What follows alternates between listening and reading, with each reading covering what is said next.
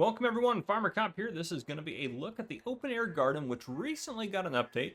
I haven't done a video like this yet on this particular production chain, if you will. But this is by OmaTana, and it's probably one of my favorite OmaTana mods that I haven't had a lot of chance to use yet. But I had some questions about it. So first off, I'm going to teach you guys how to use this mod. And if you already know how to use it and you don't have any questions about that, down below in the YouTube slider bar, you can skip ahead in the video to the point where I talk about the profitability and if it's actually worth using this mod. So we'll talk about it here. So this mod comes with 3 pieces of equipment. If we go into here, into the build mode, we have the first piece, the main piece here, which is the open air garden itself, which is going to be under greenhouses right here, open air garden, only 2,000 to buy. You can grow corn, sunflower, soy, lettuce, tomatoes, sugar beet, potatoes, strawberries, and cotton. So there's a few different crop types added with the update. It takes manure, water, seeds, and fertilizer, which we'll talk about in a bit here.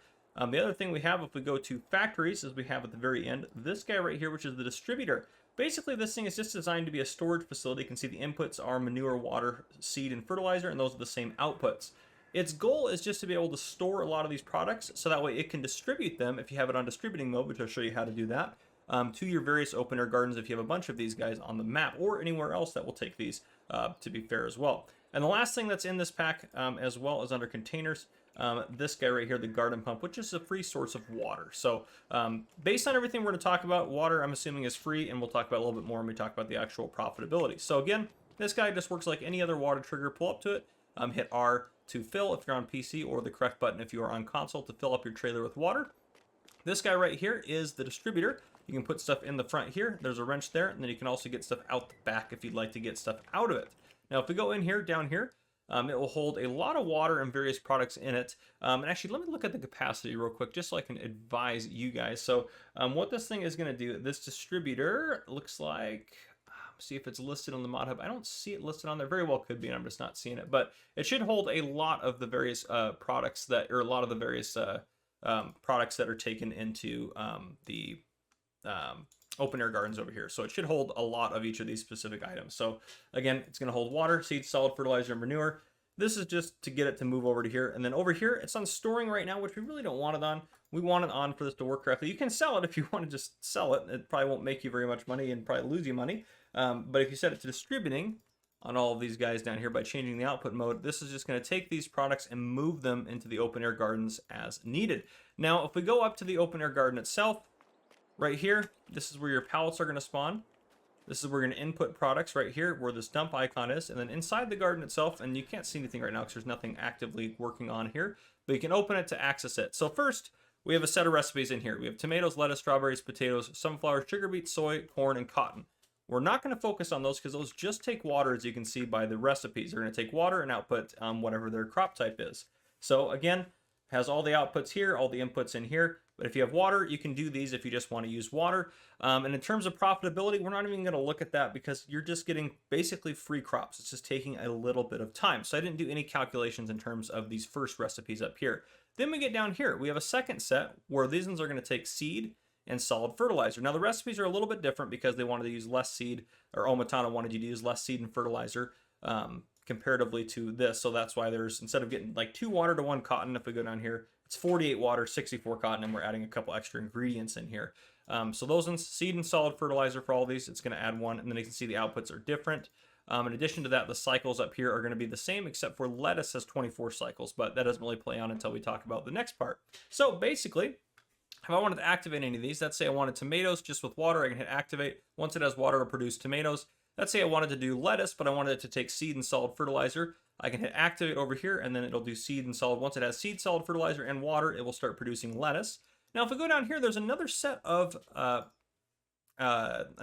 production kind of recipes down here at the very bottom. So these are going to take water, seed, and manure. So if you have manure, there you go. You can use this. So this one, if I go ahead and activate, let's say I want to do strawberries down here, I can activate strawberries.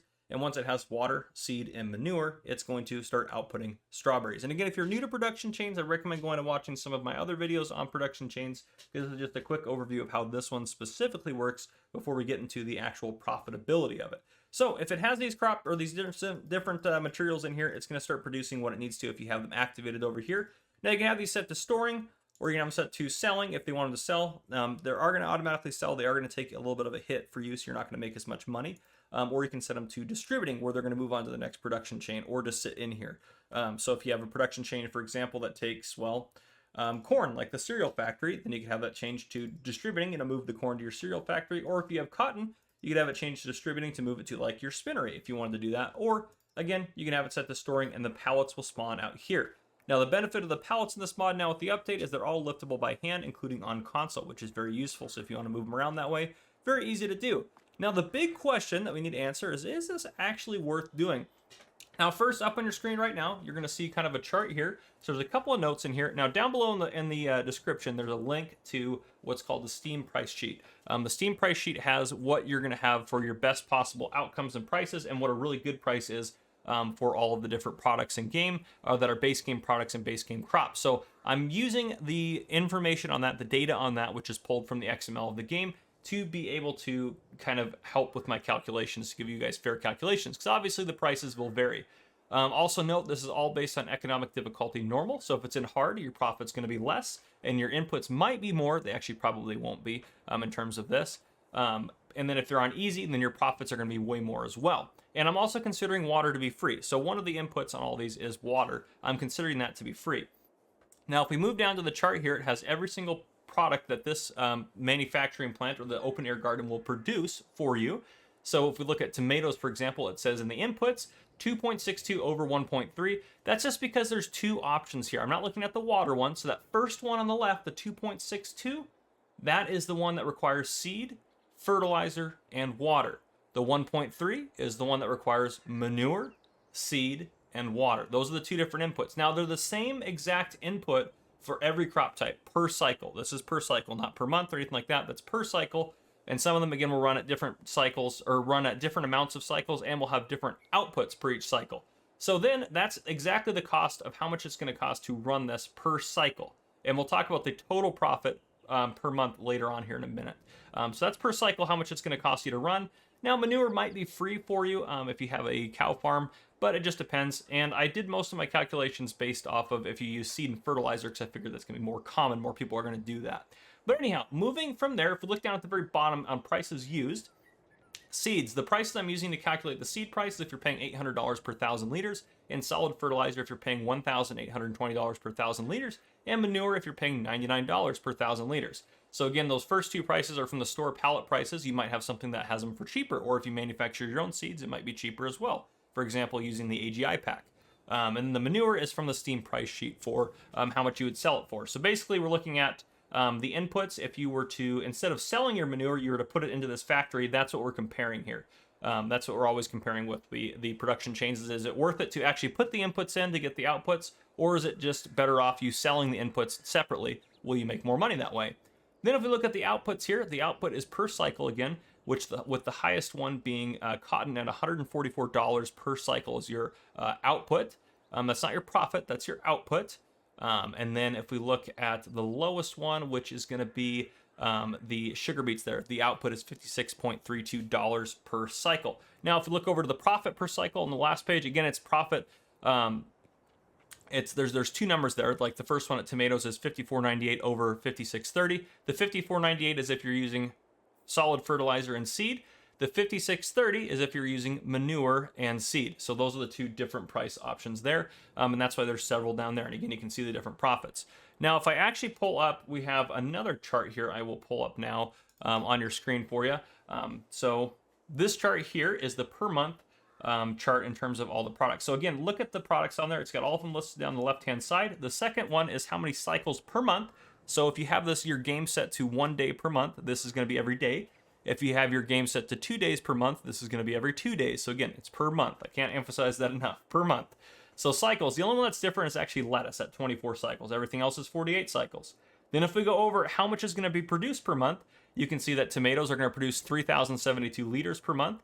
And a big one, for example, is sugar beets, 12,288. Corn's another big one at 92.16. Potatoes are the same at 92.16. So again, you can look at that chart to see how much you're getting out of it if you're trying to use this as a way to know how many of these you may need if you're maybe feeding animals or something like that using these products. That's kind of the way to go about it there. Now, if we move ourselves over to the profit side of things, the least profitable item is going to be the sugar beets. So you're going to make $2,578. This is if you sell them at a good price. This is all based off of the Steam price sheet, which is linked below. If you sell them at a good price, you're going to make $2,578 per month. And then the highest profit margin is going to be the cotton at $6,798 if you just sold the cotton off. And I bet you can make even more money off of the cotton if you then moved it further along into a spinnery. So anyhow, guys, I know that was a lot and I was speaking really fast. You can slow the video down below. I didn't want the video to be 30 minutes long, and I wanted to give you all that information really quick about these. This is a really good mod. OmaTana does really good work, very high quality stuff. And if you want to know more about how this mod works, check out OmaTana's channel. She has a video on this that is very good as well. So there you guys go. This is just the look at the open air gardens by OmaTana. If you guys enjoyed, please drop a like down below. If you haven't already, hit that subscribe button up on the screen to join the Farmer Cop channel and turn on your notification bell so you don't miss any future videos I may post. This has been Farmer Cop. Thank you guys for coming and for watching.